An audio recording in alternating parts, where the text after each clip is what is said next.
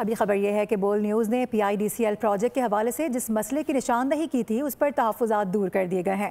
Green line کا دوسرا phase اکتوبر 2026 میں مکمل کر لیا جائے گا۔ وفاقی حکومت کے ترجمان راجہ خلیل الزمان انصاری نے بول نیوز سے گفتگو کی۔ اپوزیشن لیڈر سندھ اسمبلی علی خورشیدی نے کہا ہے کہ کراچی کے لیے آج اہم دن ہے۔ جو تحفظات میئر کراچی کے تھے وہی MQM اور ایک عام شہری کے بھی تھے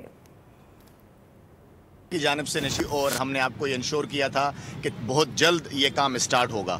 اس کے بعد PIDCL کے عملے کے ساتھ ہم گئے، ہم نے میئر صاحب سے ملاقات کی۔ میئر صاحب کی جو ریزرویشنز تھیں جو کہ کراچی کے عوام کی فلاح کے لیے تھیں، انشاءاللہ 1 سال کے عرصے میں گرین لائن کا یہ ریمیننگ جو پورشن تھا فرام نمائش to Jama Kalat 1.8 kilometre with state of art 3 stations, یہ ہم کمپلیٹ کر لیں گے۔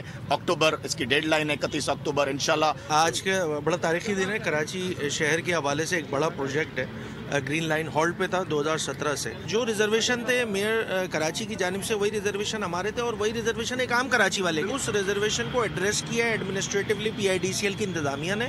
اور آج کا دن بڑا اچھا ہے کہ تمام ہی اسٹیک ہولڈرز موجود ہیں اور گرین لائن کا جو کام ہے وہ ریزیوم ہو رہا ہے۔